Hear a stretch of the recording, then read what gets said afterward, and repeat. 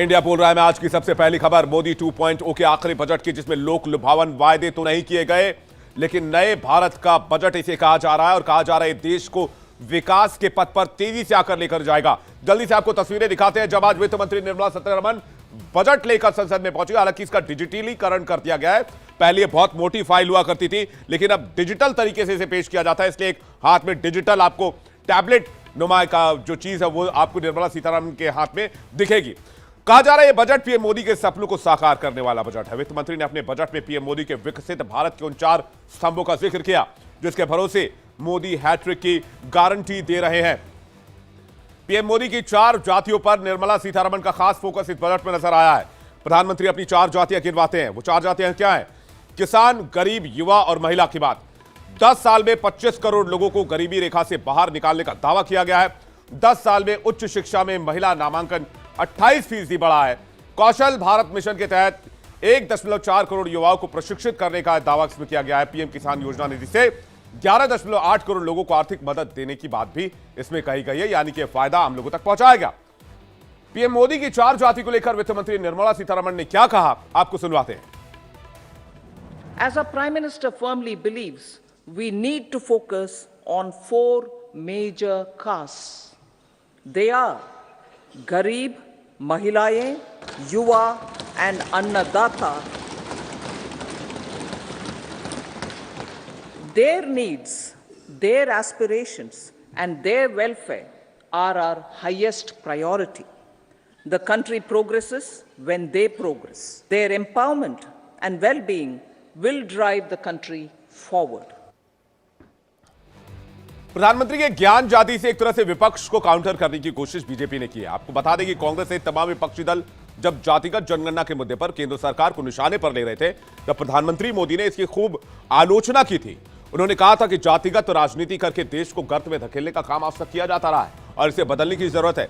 और तब प्रधानमंत्री ने अपनी जाति का नाम ज्ञान बताया था, यानी कि गरीब, युवा, किसान और महिला, अपनी 4 जातियां बताई थी। और इसके बाद कई बार मोदी अपने भाषण में इन 4 जातियों का जिक्र कर चुके हैं। आपको प्रधानमंत्री का वो बयान सुनवाते हैं।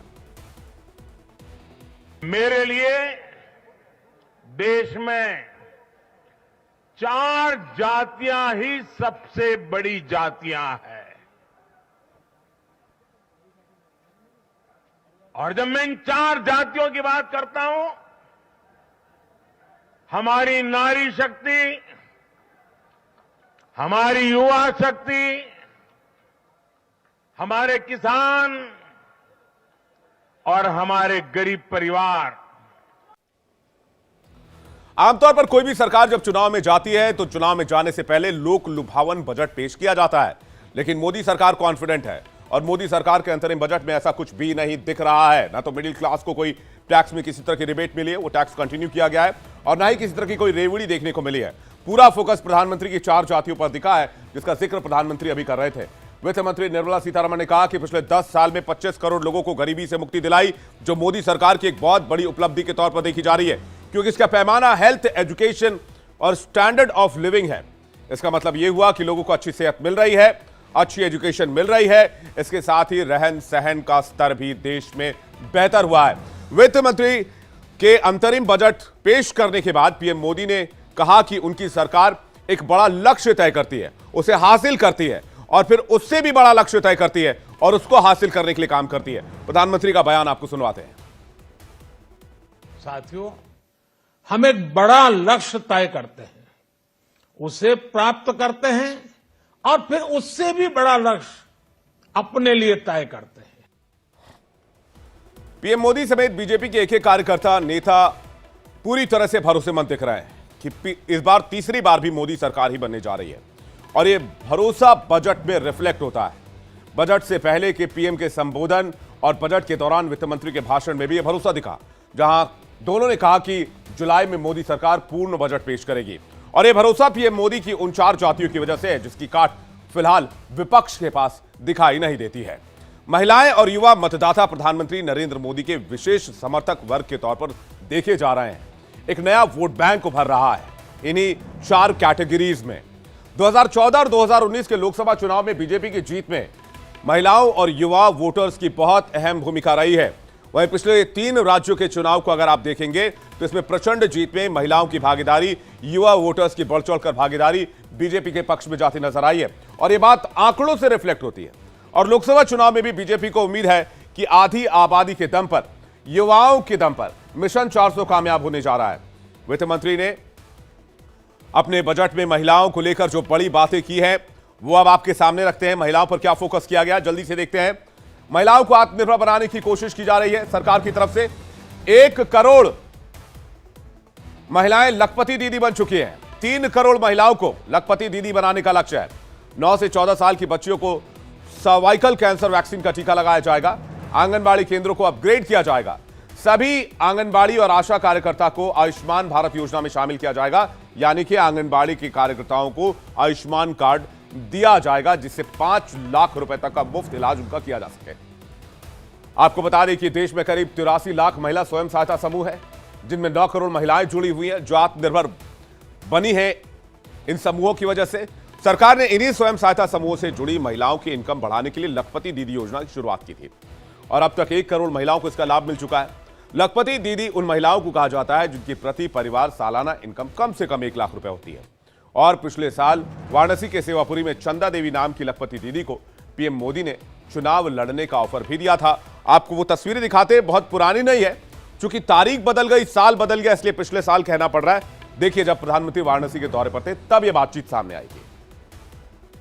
जय हिंद, जय भारत। चंदा देवी जी, आपकी पढ़ाई क्या हुई है? Sir inter pass. तो आप इतना बढ़िया भाषण करती हैं। जी सर। तो कभी चुनाव लड़ी हो क्या? नहीं सर। तो लड़ोगी? नहीं सर, ये सर आपसे हम इंस्पायर होते हैं सर। अच्छा, आप लखपति दीदी बन गई। जी सर। अब मेरा सपना है इस देश में 2 करोड़ जी सर। 2 करोड़ माताओं बहनों को मुझे लखपति बनाना है।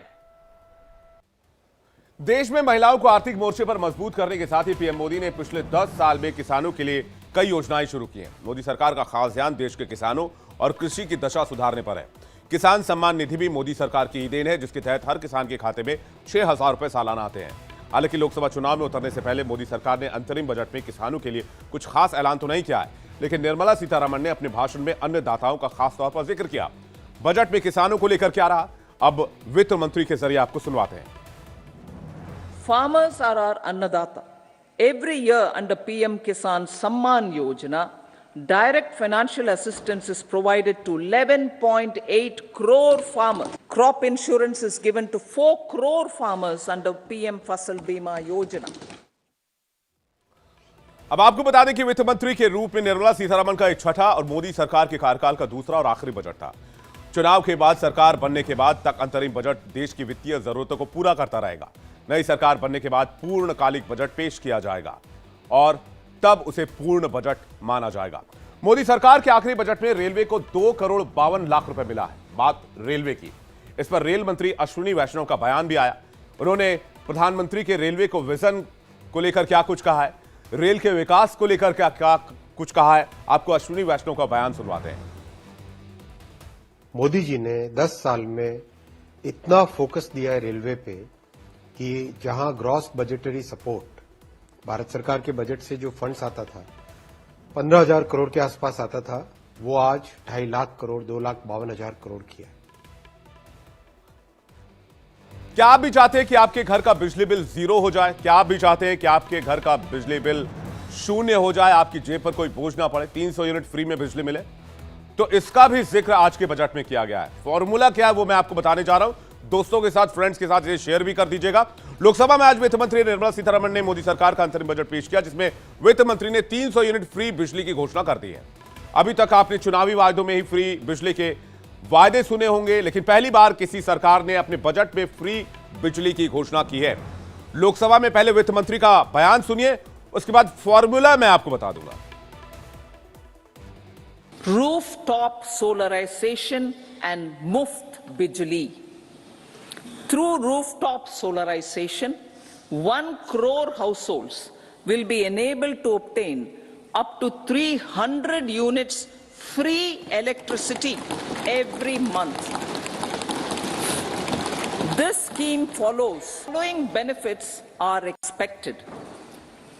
savings up to 15 to 18,000 rupees annually for households from free solar electricity. अब जो वित्त मंत्री कह रही हैं